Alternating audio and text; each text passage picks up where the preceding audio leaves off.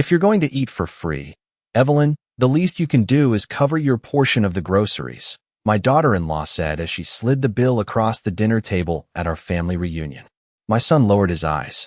My grandchildren went quiet. And just like that, after 40 years of cooking every holiday meal for this family, I understood exactly who they thought I was. I folded the paper carefully and placed it beside my plate without saying a word. I'm 68 years old, and I've spent most of my life believing that if you loved your family hard enough, they would eventually love you back the same way. That morning, I woke up at 5:30 in the little lakeside cabin we rented every July in Vermont. The air smelled like pine trees and lake water drifting through the cracked kitchen window. My knees ached as I climbed out of bed, but I ignored it the same way I ignored most things these days. Age teaches you how to carry discomfort quietly. I tied my apron around my waist and started breakfast before the sun had fully risen. Pancakes for the kids. Bacon for Ryan. Fresh biscuits because Madison once mentioned store-bought ones tasted dry. By 8 o'clock, the kitchen counters were covered in bowls, skillets, trays, and paper towels. My hands were dusted with flour, and my back burned from standing over the stove. But hearing my grandchildren laugh in the next room made it feel worth it for a little while. Family reunions used to mean something different. Back when my husband Thomas was alive, these weekends felt warm and loud and safe. People crowded around the table telling stories. Someone always played old country music too loudly. Thomas would stand behind me while I cooked and steal pieces of bacon off the tray when he thought I wasn't looking.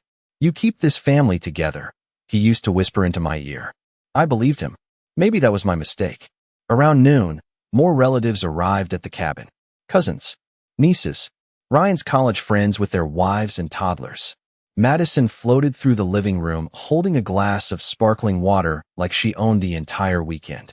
Her blonde hair looked perfect despite the humidity, and she wore one of those cream-colored sweaters rich women somehow manage to keep spotless around barbecue sauce and children. "Smells amazing in here," she announced loudly, glancing toward the kitchen without offering to help. "Evelyn's been cooking since dawn." Everybody laughed politely. I smiled too because women my age learn how to smile through humiliation long before they learn how to defend themselves. Dinner started just after 6. I carried out platters of roasted chicken, green beans, mashed potatoes, corn casserole, and homemade peach cobbler. 18 people filled that long wooden table overlooking Lake Champlain. The sunset reflected off the water in soft orange streaks, while silverware clinked against plates. From the outside, we probably looked like one of those happy American families from a department store commercial. But families rarely fall apart loudly at first. Usually, it happens in little quiet moments nobody else notices. Halfway through dessert, Madison tapped her wine glass gently with a fork. "Before everyone leaves," she said with a bright smile, "I wanted to go over the shared expenses from the weekend." Several people nodded casually. I kept serving cobbler to the children. Madison pulled a few folded papers from her purse. "Cabin rental, decorations, groceries, cleaning supplies," she said, passing sheets around the table. Then she stopped in front of me and placed one carefully beside my plate. "And since Evelyn insisted on doing all the cooking herself," she added lightly, "we figured it only made sense for her to contribute too." A few uncomfortable chuckles spread across the table. My eyes moved slowly down the paper. $312.47. Underneath it, Madison had handwritten, "Food preparation share." For a second, nobody moved. Ryan stared down at his glass. My oldest grandson suddenly became very interested in his mashed potatoes. Somewhere outside, a boat engine hummed across the lake. Madison smiled at me patiently, like a waitress waiting for payment at the end of a meal. "Fair's fair, right?" she said softly. I looked around that table at the people I had fed for decades. Birthdays, Christmas, dinners, graduation parties, funerals. I had cooked through pregnancies, grief, pneumonia, power outages, and heartbreak. I had once spent 14 straight hours making Thanksgiving dinner while running a fever because Ryan said Madison's parents preferred homemade stuffing. And now I was being billed like a stranger at a catered event. I folded the paper neatly into quarters and placed it in my purse. Then I picked up my coffee cup and took a slow sip while the entire table waited for me to react. "Of course," I said calmly. "I wouldn't want anyone thinking I came here for free." Madison smiled in satisfaction. Ryan still didn't look at me. And that was the moment I realized I was no longer sitting at the family table. I was simply someone they allowed to serve it. That night, after everyone drifted upstairs or out onto the dock with glasses of wine in their hands, I stayed behind in the kitchen alone. The dishwasher hummed softly beside me while the smell of roasted chicken and coffee still clung to the air. I stood at the sink with my hands submerged in warm water, staring out the dark window above the counter. The lake had disappeared into blackness, leaving only the reflection of the kitchen lights floating in the glass beside my face. I used to love these reunions. Years ago, this cabin sounded different at night. Louder. Kinder. Thomas would sit at the table after dinner with his reading glasses low on his nose, while the children ran barefoot through the hallway, chasing each other with flashlights. Someone was always laughing. Someone was always hungry again an hour later. Back then, I never sat alone after meals because somebody always stayed to help me clean. My sister-in-law Diane used to dry the dishes while Thomas wrapped leftovers in foil. Ryan would steal pieces of peach cobbler straight from the pan and grin when I pretended to scold him. The kitchen felt like the heart of the family then. Now it felt like the break room for hired staff.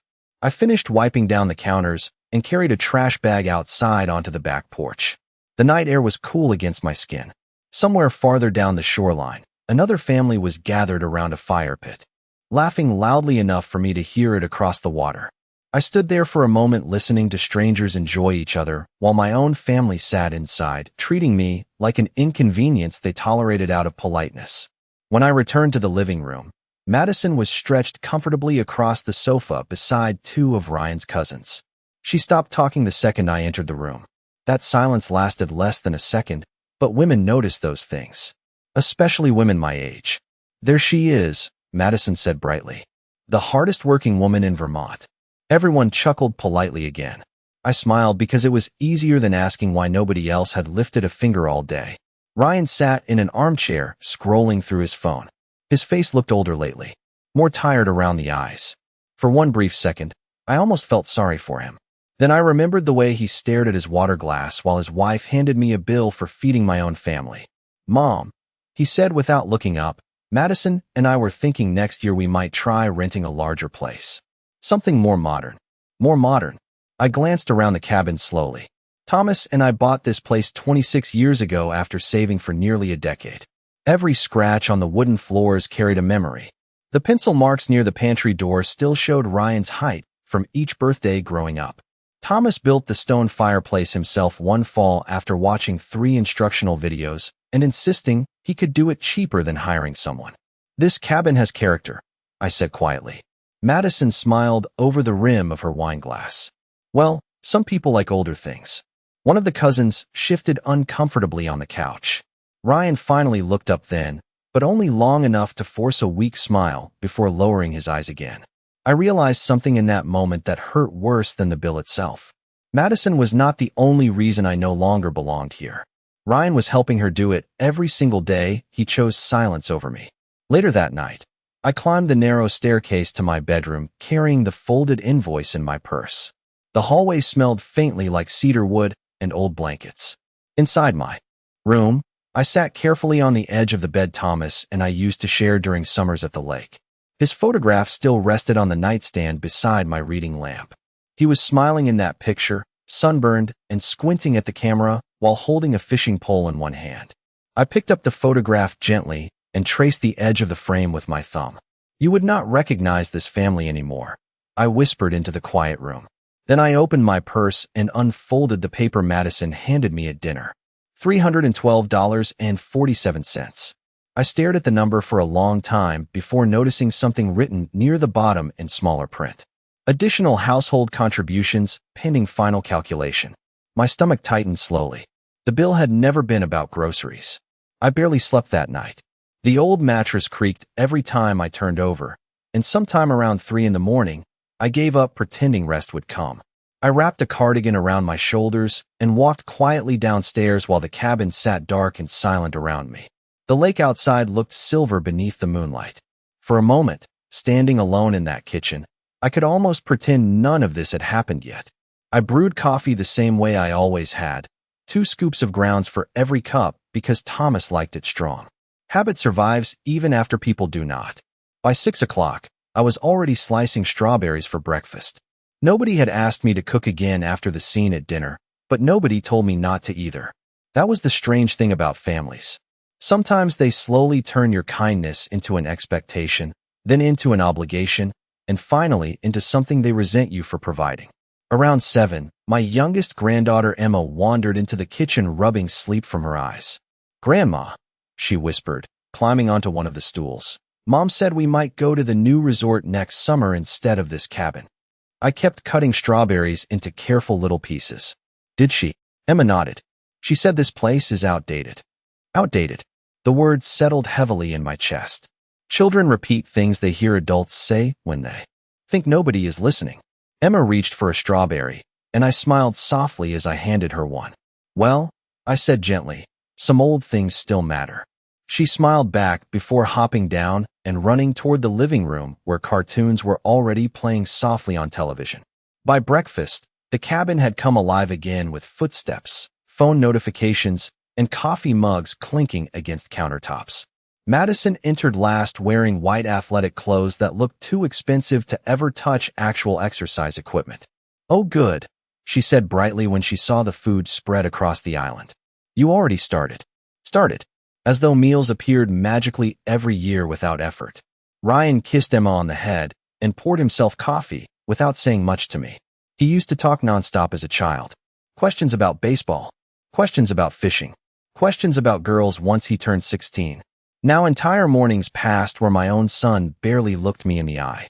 During breakfast, Madison scrolled through her phone while talking to one of the cousins about next summer's reunion plans. "If we switch locations," she said casually, "we could finally organize things properly. Last-minute cooking situations create too much stress." Her eyes flicked toward me for less than a second. One of Ryan's cousins shifted awkwardly at the table. Another pretended not to hear it at all. Families become experts at pretending. After breakfast, I carried empty plates into the kitchen while conversations drifted outside toward the dock. Nobody offered to help clean up. Again, I stood quietly scraping eggs into the trash when Diane entered through the side door holding a cardigan tightly around herself against the morning breeze. She was Thomas's older sister, 73 years old now, with tired eyes that missed very little. "Need a hand?" she asked softly. "I have got it," I answered automatically. Diane did not move toward the sink. Instead, she leaned lightly against the counter watching me for a long moment. "You know," she said carefully, "Thomas would not like what is happening here." My hands paused around a ceramic plate slick with soap bubbles. Diane lowered her voice even further. "People have been talking, Evelyn." I turned slowly toward her. "Talking about what?" She hesitated the way people do when they regret carrying gossip but feel guilty staying silent. "Madison's been telling relatives you never contribute financially to these reunions. That she and Ryan cover most of the costs every year because you are living on retirement savings." I stared at her without speaking. Diane sighed quietly. "She told people the cooking was your way of helping out because you could not afford much else." The kitchen suddenly felt smaller. Hotter. I thought about the bill folded carefully inside my purse upstairs. $312.47. Not a joke. Not a misunderstanding. A performance. Madison was not charging me for groceries because she needed money. She was building a story about me for the rest of the family. And somehow, the worst part was realizing how many people had already believed it. The rest of that afternoon moved strangely slowly, like the entire cabin was holding its breath around me. People floated in and out of conversations on the dock while children splashed near the shoreline under bright orange life jackets. Somebody turned on old country music through a portable speaker. From a distance, everything still looked normal. That was the frightening part. Families rarely collapse all at once.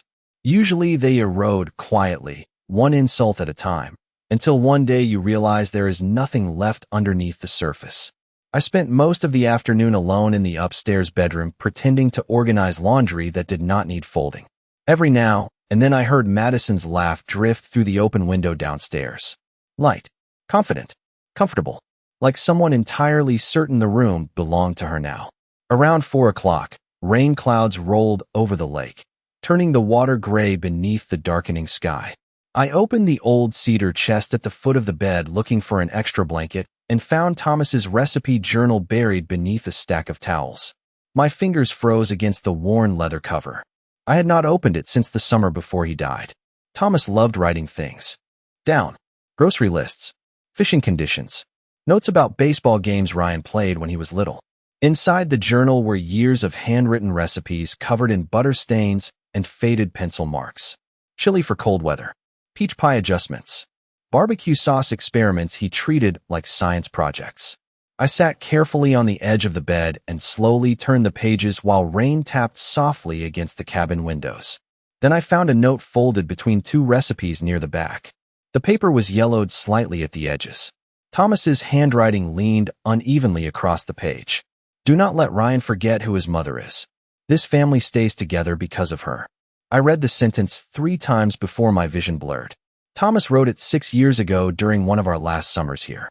Long before the hospital visits.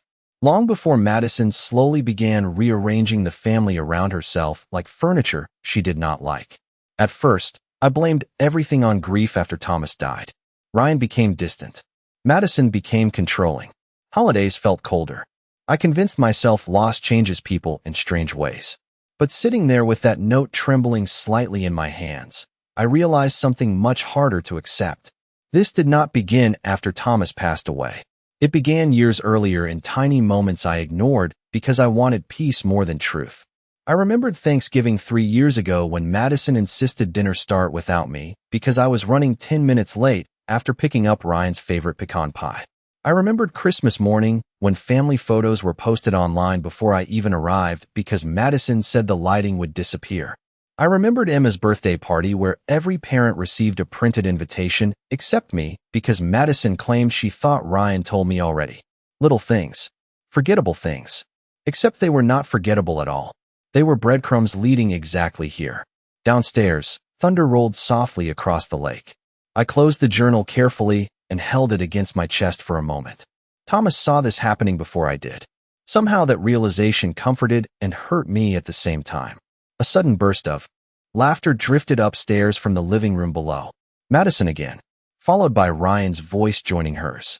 I sat very still listening to my son laugh, while his wife quietly dismantled every place I once held inside this family. Then another memory surfaced unexpectedly. Last Easter, Madison stood beside me in the kitchen while I sliced ham for dinner. She smiled sweetly and said, "You know, Evelyn, eventually somebody younger has to take over family traditions. People get tired after a certain age." At the time, I laughed politely because that is what women my age are trained to do. We smooth over tension. We excuse disrespect. We call cruelty honesty because admitting otherwise feels too painful. But now, alone in that dim bedroom while rain darkened the lake outside, I finally understood what Madison had been doing all these years. She was not trying to join the family. She was replacing me inside it. And somehow, slowly, carefully, she had convinced everyone else to let her. The rain stopped sometime before dinner, leaving the air outside cool and heavy with the smell of wet pine trees. Water dripped steadily from the cabin roof, while distant thunder faded somewhere beyond the mountains. Downstairs, people moved around preparing for another evening together as though nothing had shifted beneath this family at all. I stayed upstairs longer than necessary, sitting beside the window with Thomas's journal resting quietly in my lap.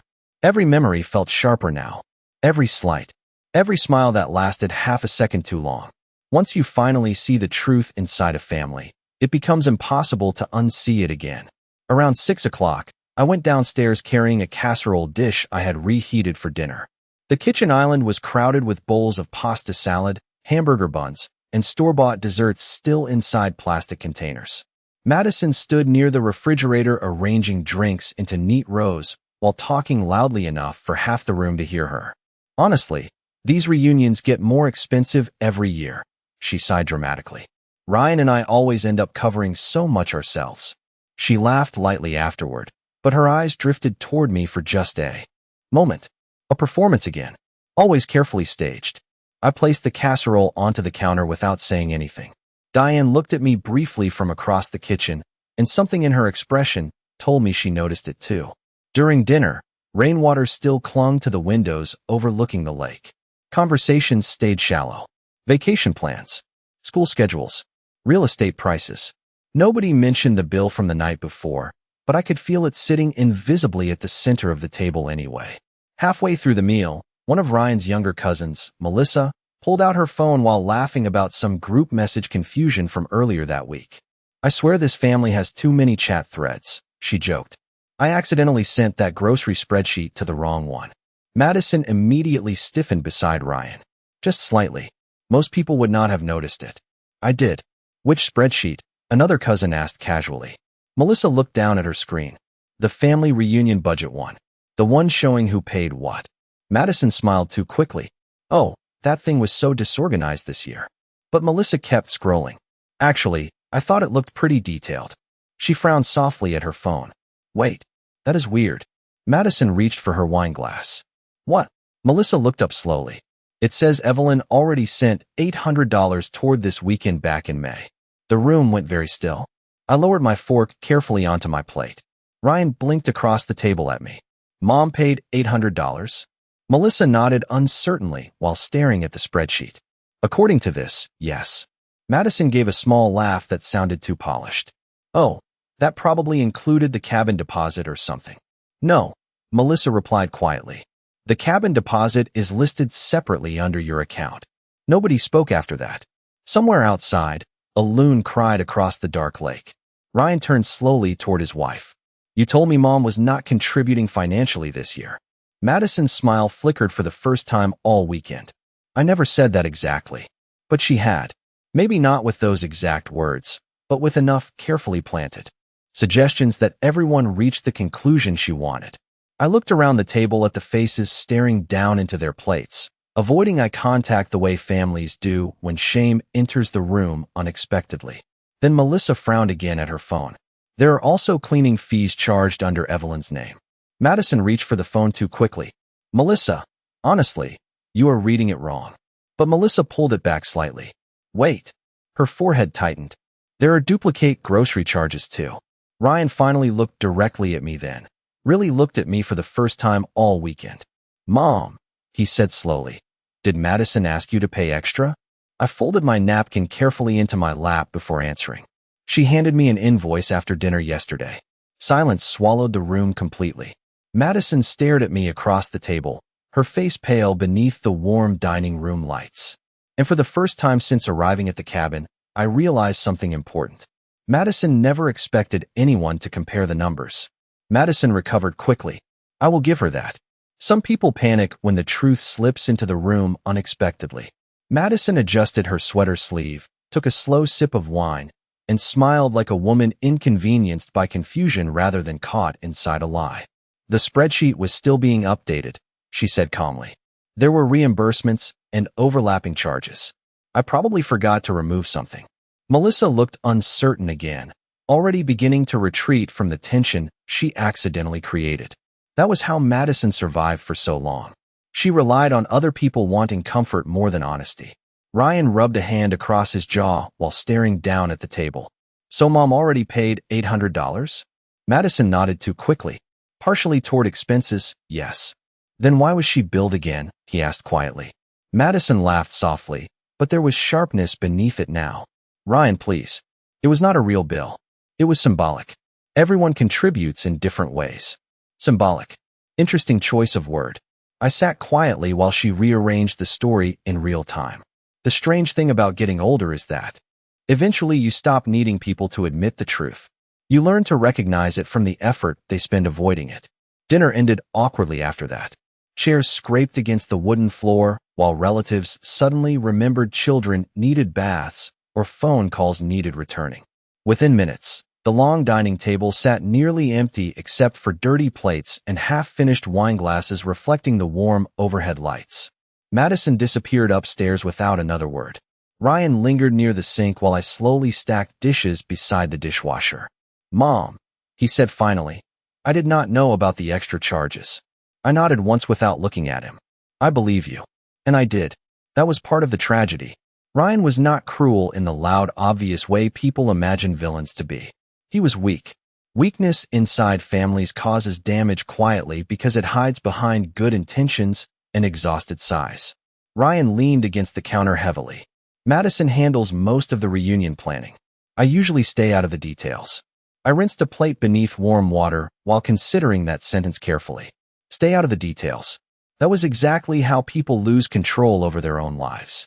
One avoided conversation at a time. Your father never stayed out of details, I said softly. Ryan looked down immediately. Thomas had that effect on him even after death. Especially after death. We finished cleaning in silence after that. By 10 o'clock, the cabin grew quiet except for the creaking of old wood settling beneath the cool night air. I carried a cup of tea upstairs and sat alone beside the bedroom window again, watching moonlight shimmer faintly across Lake Champlain. The folded invoice still rested inside my purse beside Thomas's recipe journal. I pulled both out slowly and laid them side by side on the bedspread. One represented what this family used to be. The other represented what it had become. Then something else caught my attention. A small receipt clipped behind the invoice papers. I frowned and lifted it closer to the lamp. The receipt showed charges from a catering supply company in Burlington dated 2 weeks earlier. Disposable trays. Decorative. Centerpieces. Outdoor rental equipment. Nearly $1,200 total. But I remembered Madison telling everyone she paid for those items herself because budgets were tight this year. My stomach tightened slowly. I reached for the rest of the paperwork again, reading more carefully this time. Several charges appeared twice under different labels. Cleaning fees. Grocery reimbursements. Equipment costs. Small amounts individually. Easy to overlook unless someone studied them closely. And suddenly I understood something that made my chest feel strangely cold. Madison was not just humiliating me. She was collecting money from multiple family members for the same expenses. Quietly. Casually. Confident nobody would compare numbers because families trust each other too much to verify details.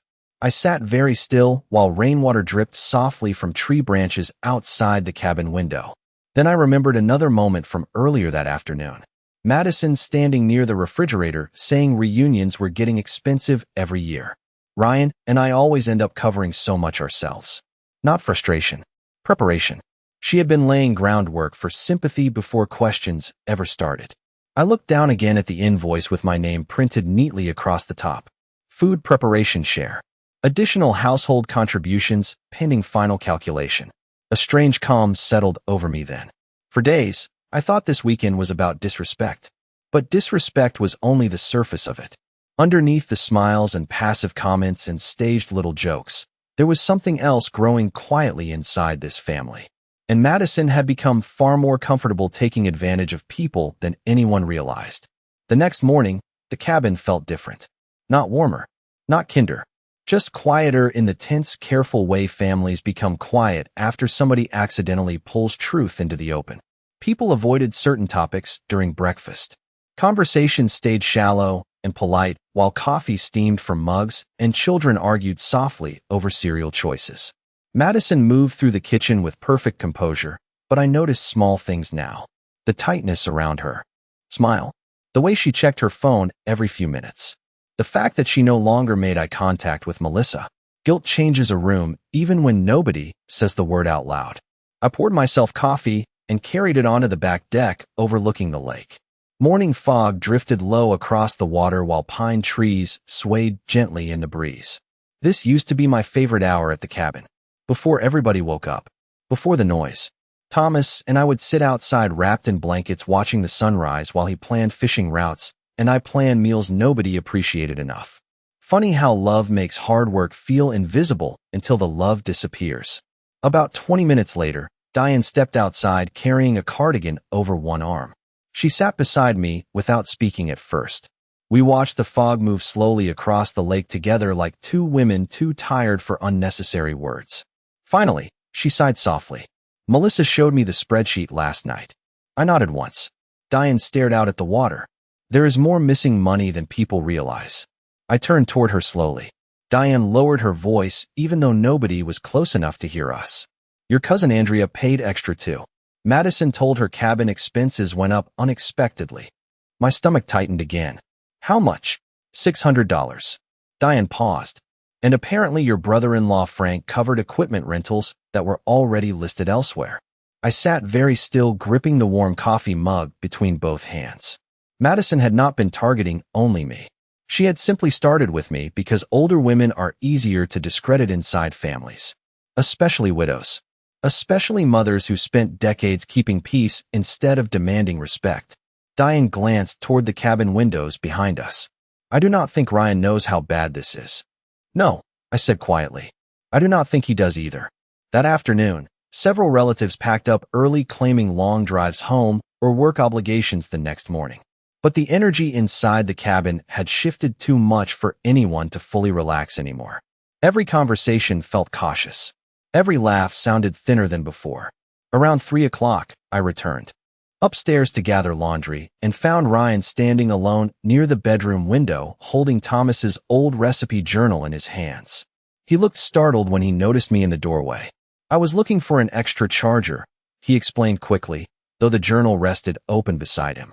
I walked farther into the room slowly. Ryan stared down at one of the handwritten pages for several seconds before speaking again. Dad really wrote all this. I nodded. Every summer. Ryan ran his thumb carefully across the faded ink. For a moment, he looked less like the distant middle-aged man from downstairs and more like the boy who used to follow Thomas around hardware stores asking endless questions. I forgot his handwriting, he admitted quietly. That sentence hurt more than I expected. Forgetting somebody's handwriting means enough years have passed that grief has started turning into distance. Ryan swallowed hard before speaking again. Mom, why did you never tell me you paid that much toward these reunions? I folded a towel carefully before answering. Because family is not supposed to keep score. Ryan looked away immediately. Outside the window, sunlight reflected sharply across the lake now that the fog had burned away completely. Madison handles our finances, he said softly after a long silence. I usually trust her with all the planning. Trust. Another dangerous word inside families. I sat down slowly on the edge of the bed Thomas and I once shared during summers here. Ryan, I said gently, when people stop checking details because they trust someone completely, that is when they become easy to deceive. He finally looked directly at me then, and for the first time all weekend, I saw fear in his eyes instead of avoidance. Not fear of me. Fear that the life he trusted might not be as stable as he believed. Downstairs, I heard Madison calling his name sharply from the kitchen.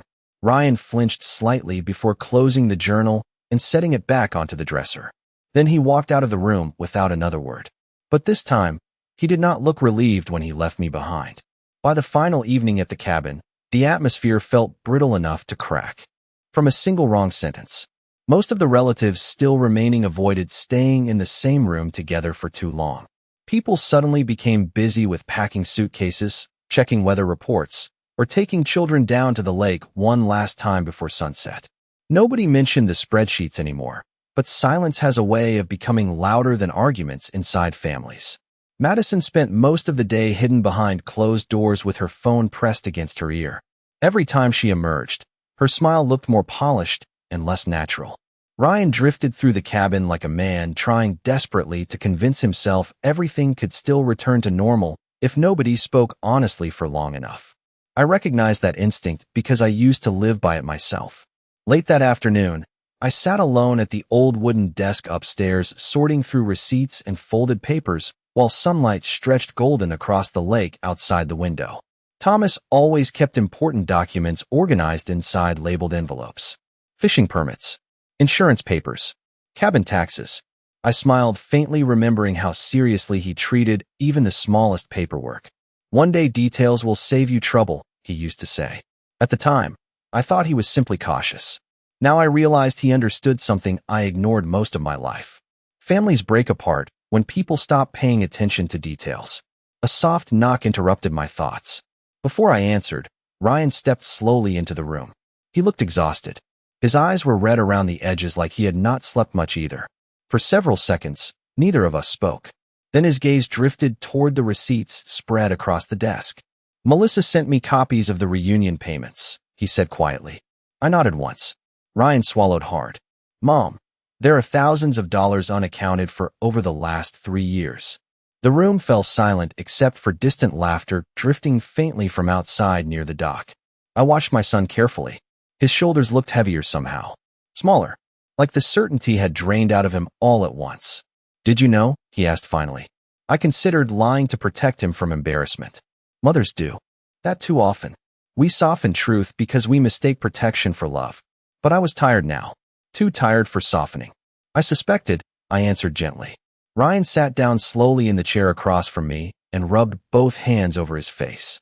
I trusted her with everything. I know. She handled the budgets, the accounts, vacation planning. I never checked. His voice cracked slightly on the last sentence. Not from anger. From humiliation.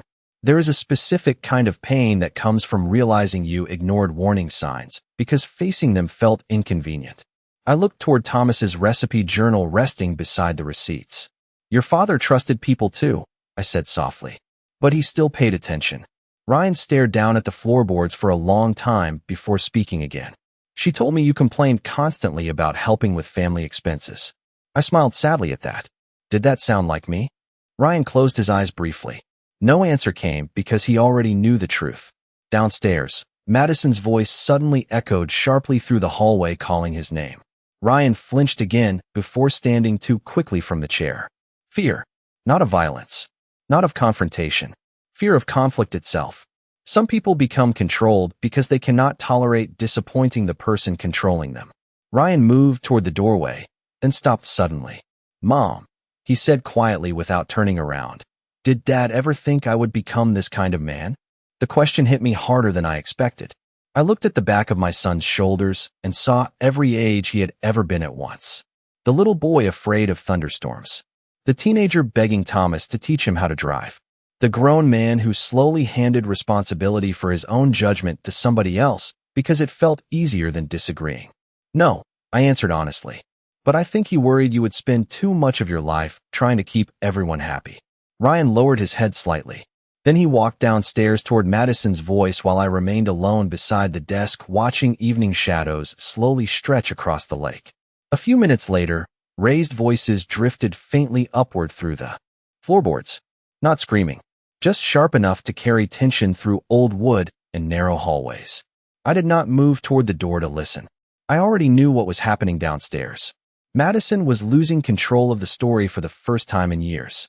And people who survive by controlling narratives rarely surrender quietly when the truth finally reaches the room. The next morning arrived cold and unusually quiet. Most of the relatives packed their cars early, moving through the cabin with forced politeness and careful smiles that never quite reached their eyes. Suitcases rolled across wooden floors. Children complained sleepily about long drives home. Coffee brewed one final time in the kitchen Thomas once called the heart of the family. But something fundamental had shifted during that weekend beside Lake Champlain, and everybody could feel it whether they admitted it or not. Madison barely came downstairs at all. When she finally appeared near noon wearing oversized sunglasses despite the cloudy weather outside, conversation stopped almost immediately. Nobody confronted her directly. Families rarely do. Instead, people became overly interested in folding blankets or checking weather apps on their phones. Shame has a way of isolating people long before consequences arrive. Ryan looked exhausted. He spent most of the morning making quiet phone calls outside near the dock, while cold wind pushed ripples across the lake. Once, I saw him standing alone at the edge of the water staring down at his reflection like a man searching for somebody he no longer recognized. I understood that feeling better than he knew. Around lunchtime, Diane helped me wipe down the kitchen counters while the last few relatives loaded coolers into their cars outside. People know now, she said quietly while drying a plate. I nodded without speaking. Diane stacked another dish carefully beside the sink. Melissa checked the old reunion spreadsheets this morning. The numbers never matched. I stared out the window toward the lake where gray clouds drifted low over the water. How long? I asked softly. Diane sighed. At least 3 years. 3 years. 3 years of little comments. About expenses. 3 years of carefully planted stories about me contributing less. 3 years of Ryan trusting his wife, while the rest of us trusted the family itself. The strange thing was, I did not feel victorious hearing it confirmed. I just felt tired. Deeply tired in the way women become tired after spending decades trying to hold together relationships other people quietly unravel. By early afternoon, the cabin had nearly emptied. Engines started outside one by one before fading down the long gravel road leading back toward town. Eventually, only 4 of us remained inside. Me, Ryan, Madison, and the silence sitting between all of us. I stood alone in the kitchen wrapping leftover peach cobbler in foil when Ryan finally walked in. His hands were shoved deep into his jacket pockets, shoulders tight with tension. For several seconds, neither of us spoke. Then he looked around the kitchen slowly. "You always packed everything up before anyone else even noticed the weekend was over," he said quietly. I smiled faintly. Somebody had to. Ryan swallowed hard and lowered his eyes. "Mom, I should have noticed what was happening." I folded the foil carefully across the baking dish before answering. "You should have listened when people started changing around you." He looked up then. "Did you know?" I thought about that question honestly.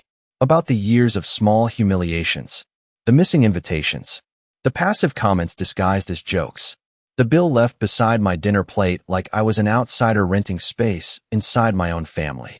I knew something was disappearing, I answered softly. I just kept hoping it was temporary. Ryan rubbed a hand across his face slowly. "Madison says it was all misunderstandings." I looked at my son for a very long moment before speaking again. "Ryan, misunderstandings happen once. Patterns happen on purpose." Silence settled heavily between us after that. Upstairs, I heard a suitcase zipper close sharply. Madison preparing to leave. Ryan turned slightly toward the staircase when he heard it, instinctively pulled toward the person whose approval had controlled so much of his life. Then he stopped himself. For the first time all weekend, he did not immediately go after her. Outside, wind rustled through the pine trees surrounding the cabin Thomas loved so much. I carried the wrapped cobbler to the refrigerator and closed the door gently. "Your father used to say families fall apart slowly," I said quietly. "Not because people stop loving each other all at once. Because eventually somebody stays silent too many times." Ryan stared down at the wooden floorboards without speaking. And in that moment, I realized something important. Madison did not destroy this family alone. She simply found the empty spaces silence had already created and learned how to live inside them.